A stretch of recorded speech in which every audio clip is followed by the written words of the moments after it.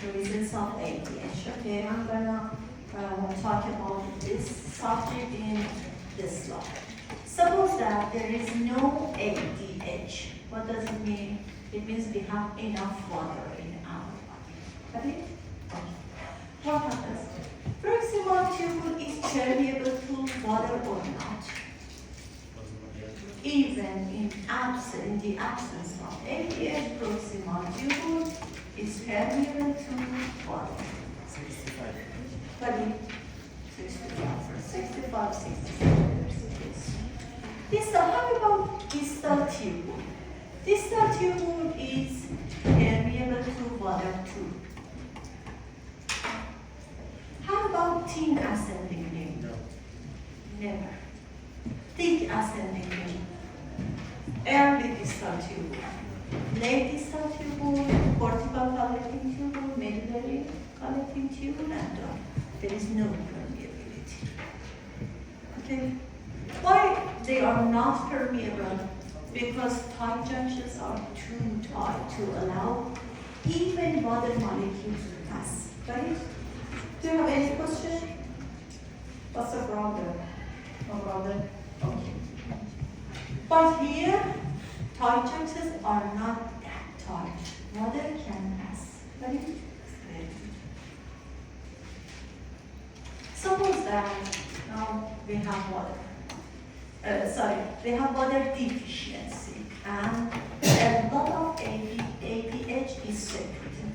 In the presence of ADH, actually proximal tubule and descending limb of loop of Henle have no receptor for ADH.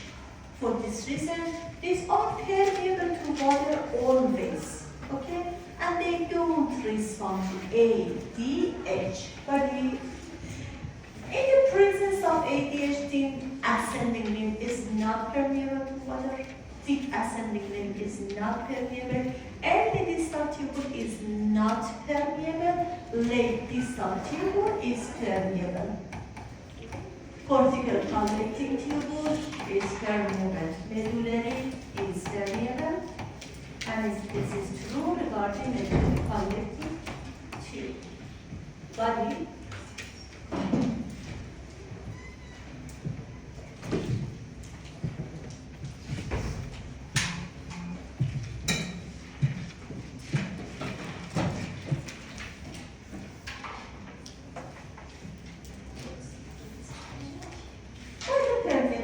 Proximal tubule and the thin descending limb of the Henle doesn't change even in the presence of ADH.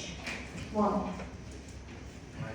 Why the permeability of PT and DL don't change even in the presence of ADH? Because they don't respond ADH.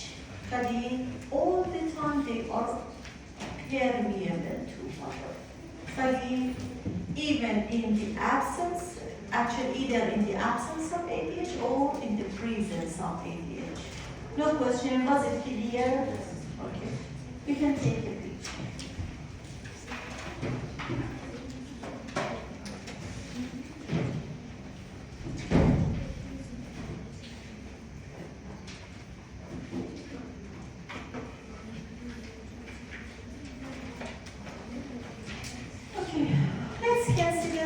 Reabsorption mechanism.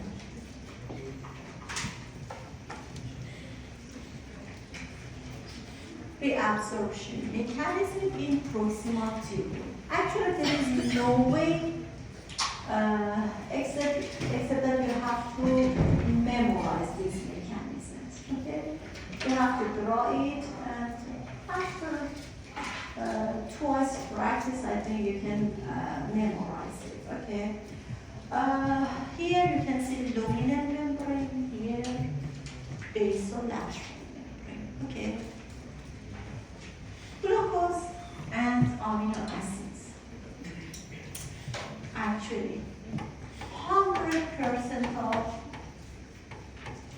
filtered glucose and 100% of filtered amino acid are reabsorbed.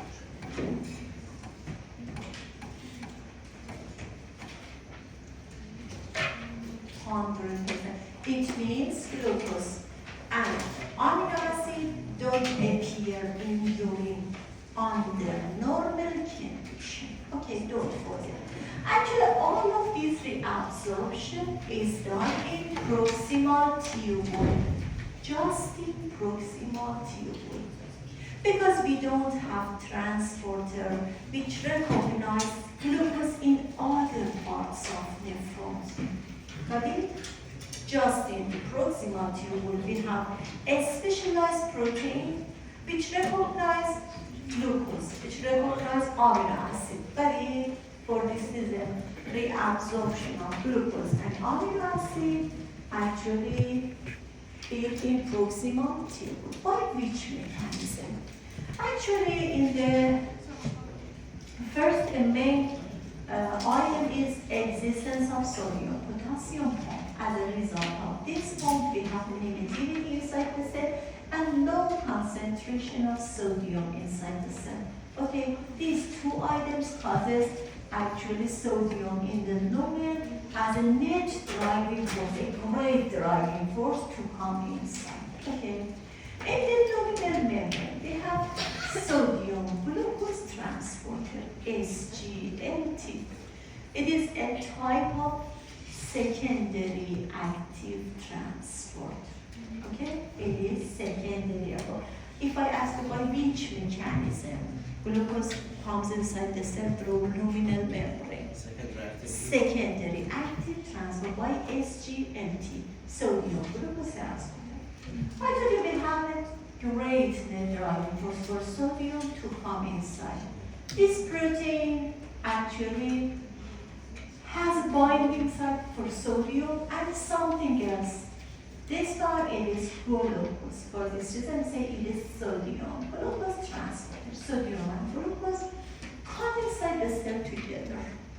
What happens? Sodium leaves the cell by sodium potassium pump and glucose by glucose transporter. Glucose transporter uses which transport mechanism? Single diffusion, facilitated diffusion, or here, or secondary active transport? Secondary. No, facilitated diffusion. It is facilitated. When we say GLUT is facilitated diffusion. Let's say SGLT, sodium glucose, it is secondary active transport. It doesn't need energy directly. It doesn't need energy too, because it is facilitated diffusion. Okay.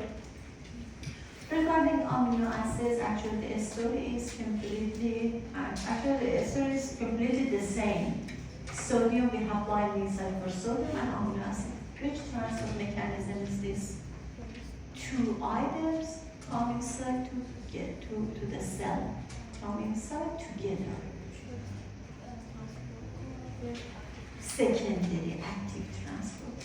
Don't you know co-transport and counter-transport? Co-transport mechanism, counter-transport. Because we need help. Without ATP, we need another source, like sodium, to push the substance inside the cell. Actually, let me draw something. If you memorize it, there is no problem in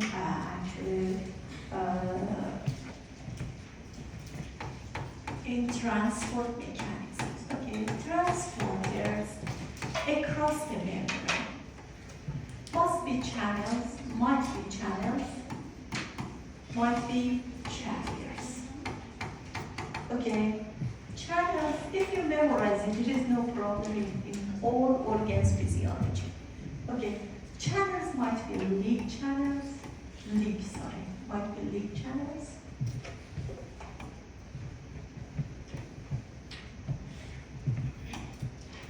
Might leak channels, might gated channels.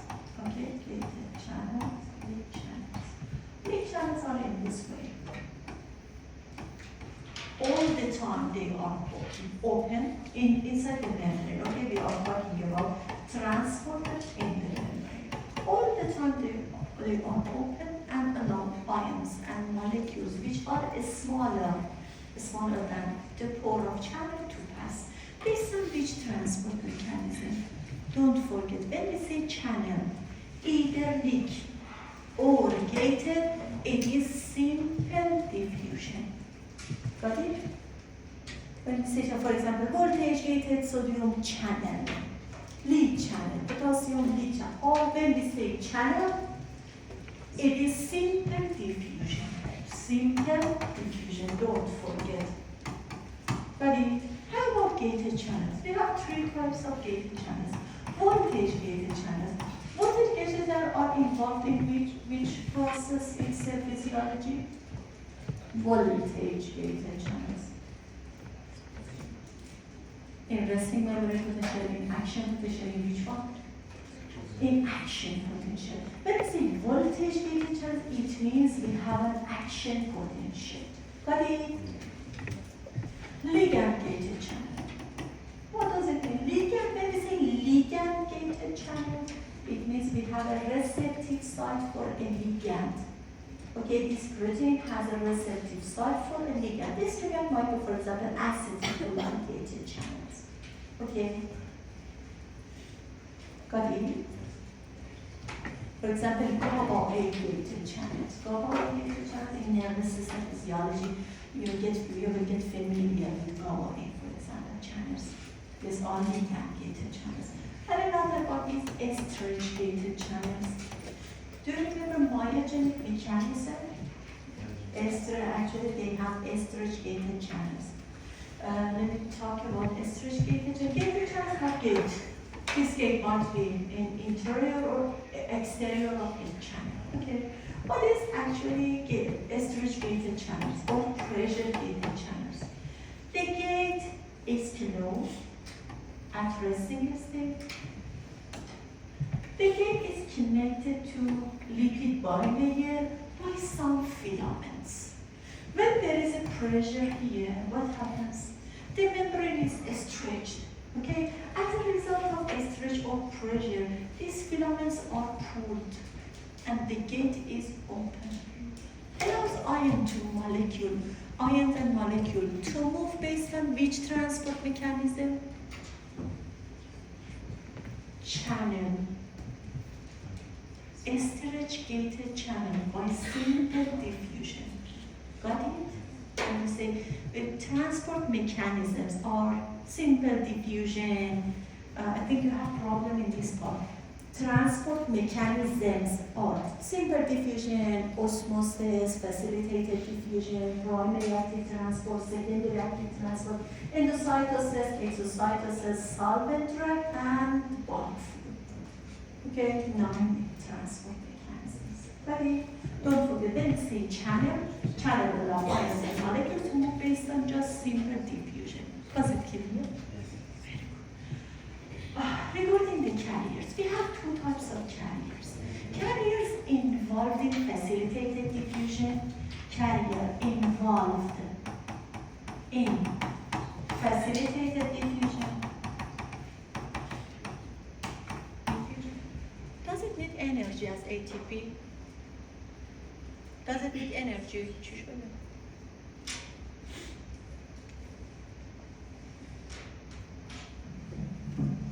Tell me please, does it need energy? When we say diffusion, it doesn't need energy as ATP.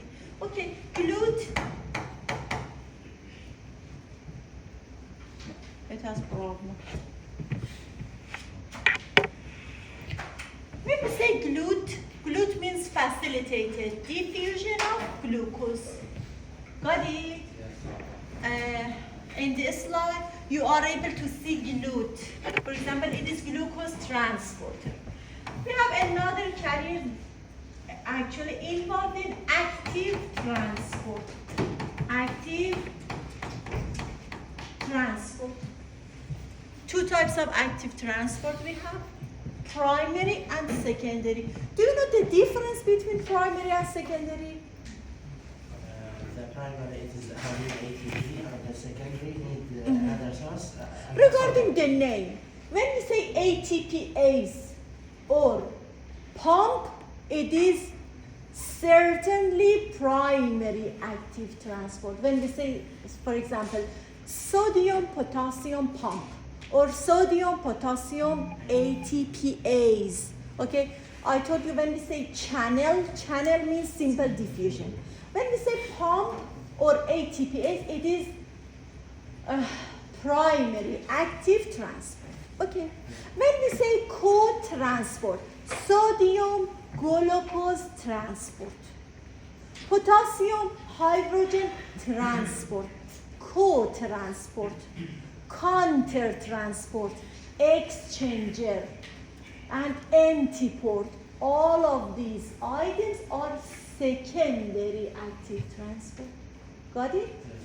Sodium glucose transport or sodium glucose co-transport.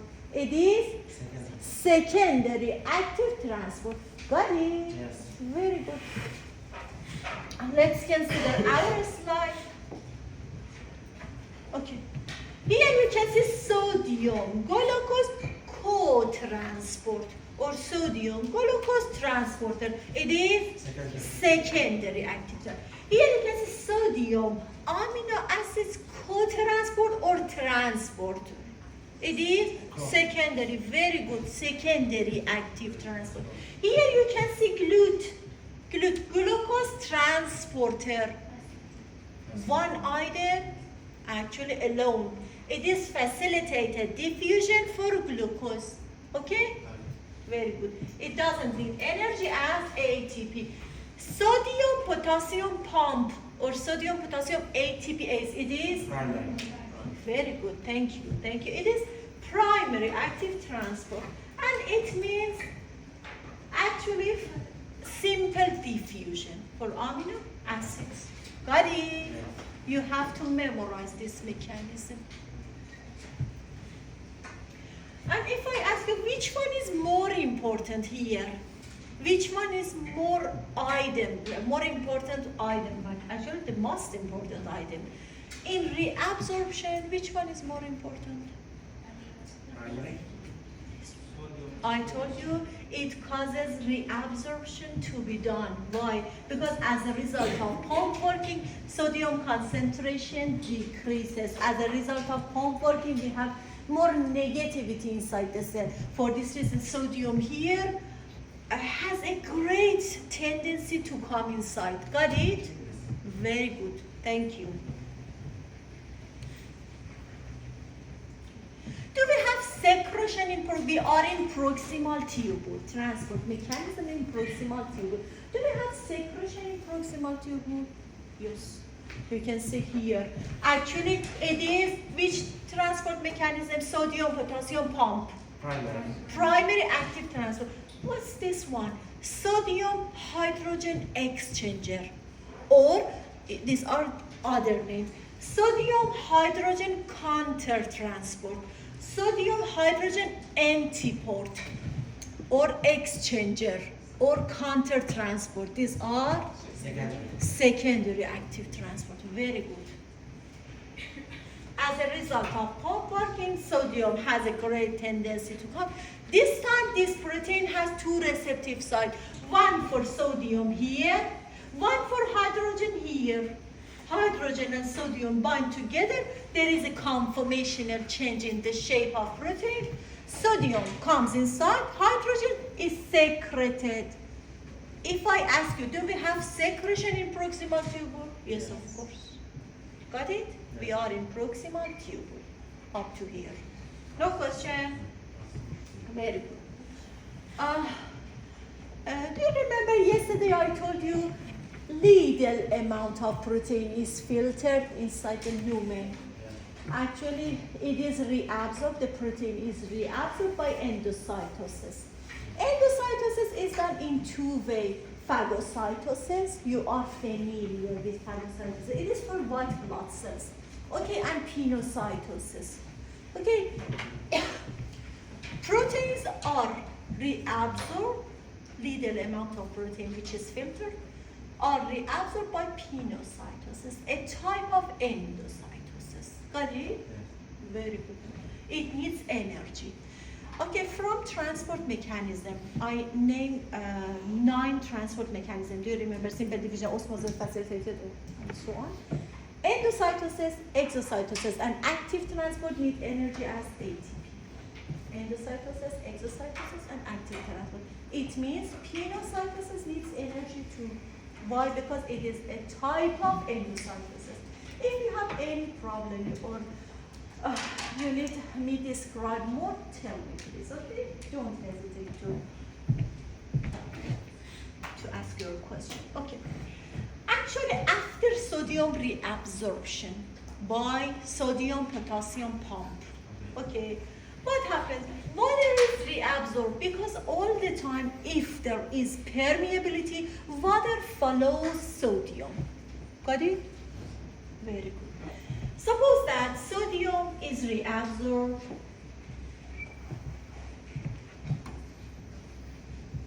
Sodium is reabsorbed, okay? Water follows sodium. What happens? Urea concentration increases. Chloride concentration increases inside the lumen. What happens? We have passive reabsorption of urea and chloride ion. On the other hand, when sodium is removed, is reabsorbed, positive ions are coming inside the cell. Negatively charged ions are become more inside the lumen, okay? What happens? This negativity causes negatively charged ions such as chloride ions to leave lumen. Got it? As you can see here, after sodium reabsorption, other ions like to be reabsorbed, like to move from lumen toward interstitial fluid. Got it? Very good.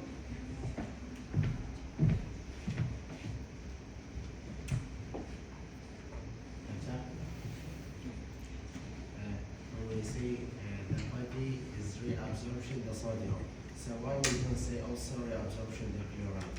Because when the sodium go, the chloride also is like water. Yes, of course, by this mechanism. So why Chloride is reabsorbed too. So why the chloride and urea increase? It should be decrease because it is go back to the body. Actually, what was the first item which causes sodium reabsorption? Existence of sodium, potassium pump. It means first sodium has great tendency to come inside. When sodium comes inside the cell, what happens? Chloride concentration, urea concentration increases because water follows sodium. After sodium reabsorption, water reabsorption, chloride and urea are reabsorbed too. Got it? Yes. By this mechanism, sodium, chloride and urea are reabsorbed too.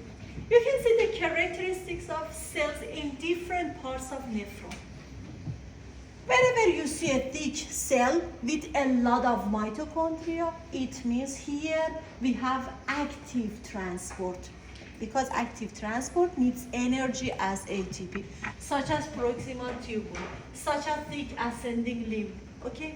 But when we say the cells are thin and mitochondria are low, what happens? Actually, it means we don't have active transport at that region. Got it? Very good. For example, in collecting duct, you cannot see any mitochondria. Okay, on the whole in proximal tubule, we have secretion of hydrogen, organic acid, drugs, bases, and so on, and reabsorption of all of these items. Sodium, chloride, bicarbonate, potassium, water, glucose, amino acids.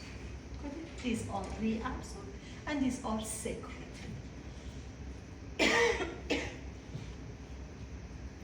What should I do with this slide? It is very difficult. Difficult for a student. Pay attention, please. You are medical students, okay? You have to know it. Got it? In the program, I try to make it easy, inshallah.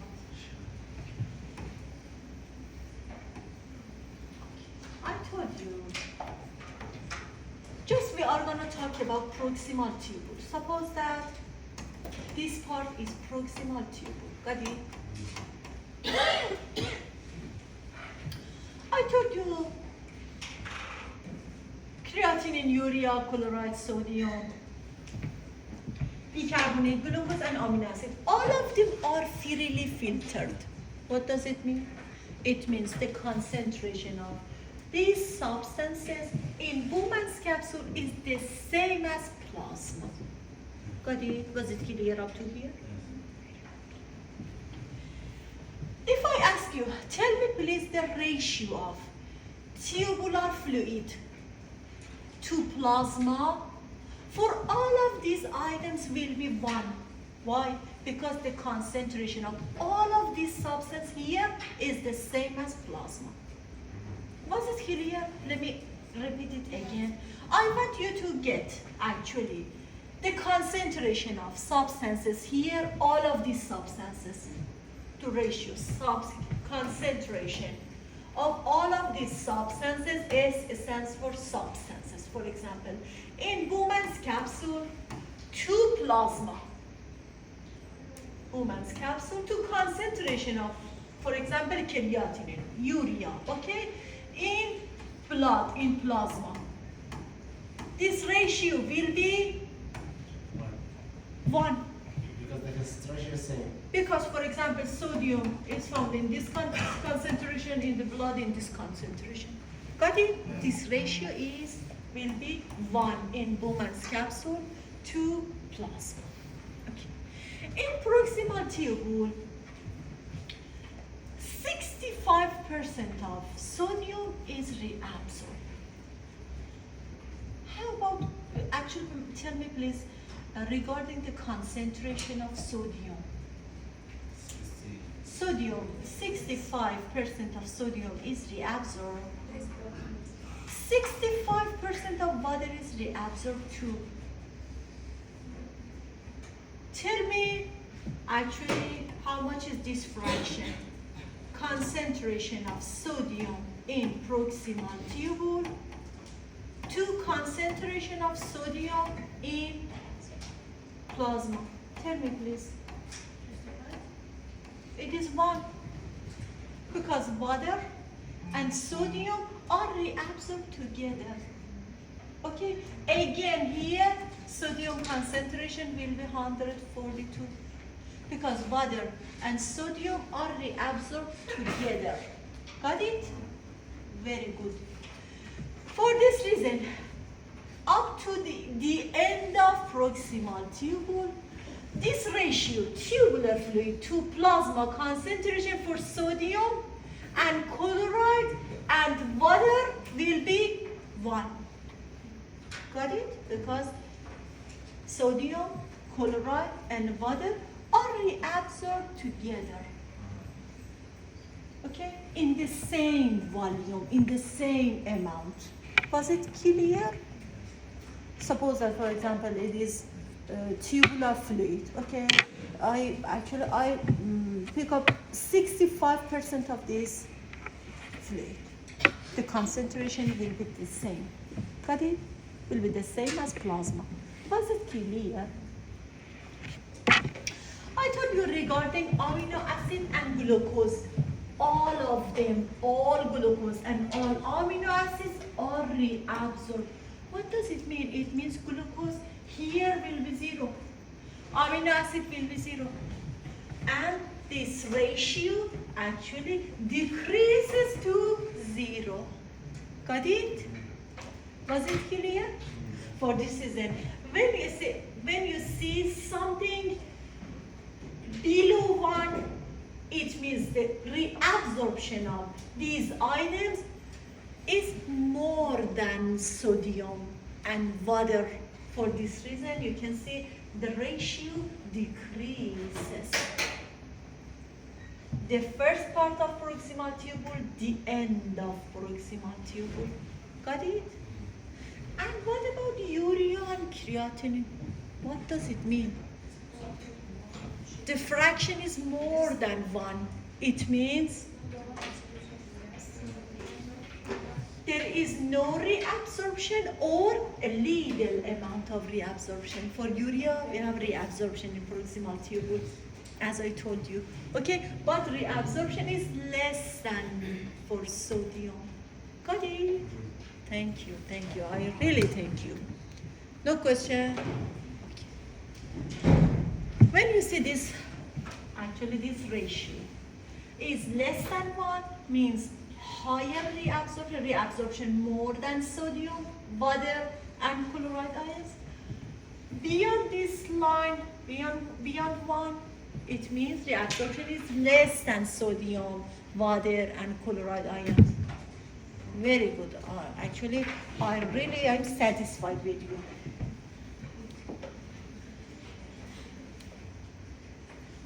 Regarding theme, descending limb, I told you 20% of water is reabsorbed. Do you remember? 20. Do we have active transport mechanism? The cells are thin for this reason. Thin descending limb. It's called thin descending limb. We don't have active transport mechanism, but sodium, chloride, ions actually can pass through actual paracellular pathway, okay, not actively. Got it? As you can see, water is reabsorbed. We have passive reabsorption for sodium and chloride ions, but they are not active. Actually, thin ascending limb is not permeable to water, as I told you, even in the presence of ADH. And since cells are thin, it means we don't have active transport mechanism. We don't have sodium-potassium pump here and other active mechanisms. We have just, this part is permeable to sodium chloride ion through paracellular pathway, not transcellular. Got it? Thick ascending limb. Thick ascending limb is permeable to water? No. No. Even in the presence of ADH is not permeable to water. You cannot see water here. Okay. Regarding the transport mechanism of thick ascending limb, the first item which is important is actually existence of sodium potassium pump. When sodium leaves the cell by this pump, primary active transport. What happens? Sodium, we have sodium hydrogen counter transport. It is which type of transport mechanism? Secondary active transport. It is exchanger, counter transport, or antiport. These are other names for this transporter. Do we have secretion in thick ascending limb? Yes, of course. Hydrogen is secreted. Got it? But here it is very famous transporter, actually, which is found just in thick ascending limb. I might ask you, sodium potassium 2 chloride transporter or co-transporter are found in which part of nephron? Thick ascending limb. Okay? Luminal membrane of thick ascending limb. It is called sodium potassium 2 chloride. Which transport mechanism? Sodium potassium 2 chloride co-transporter or transporter. Secondary active transport. Thank you.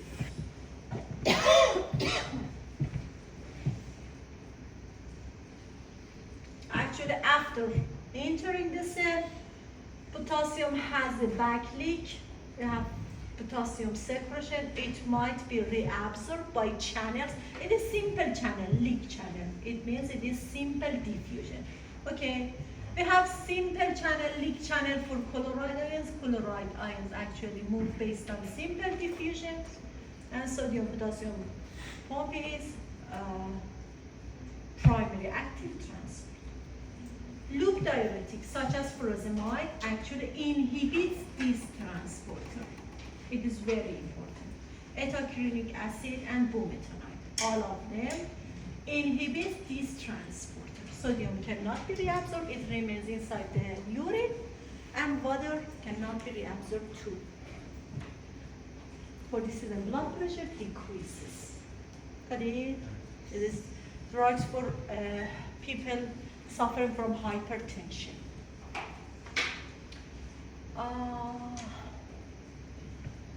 Actually, actually ions such as magnesium, calcium, sodium, and potassium are reabsorbed by paracellular diffusion, paracellular pathway. It is simple diffusion, okay?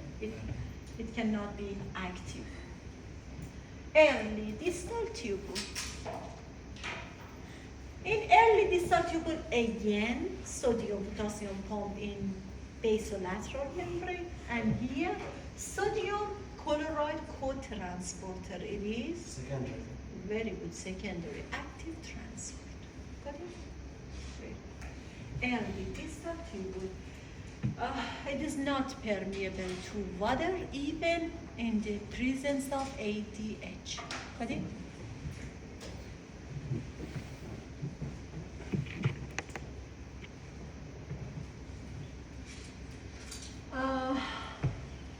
Distal tubule and cortical collecting tubule. Distal tubule, cortical collecting tubule. Okay.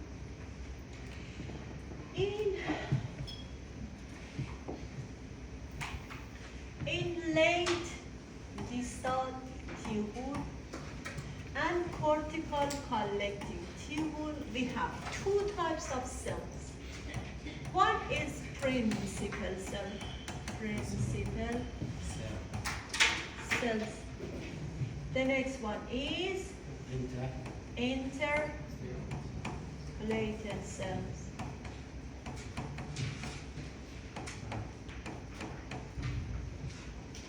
Intercalated cells play major role in acid base regulation.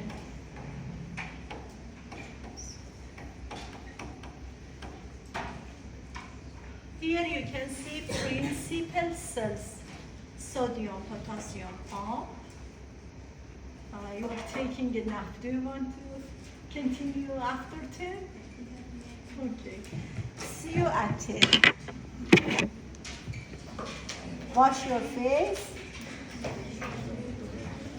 and be energetic.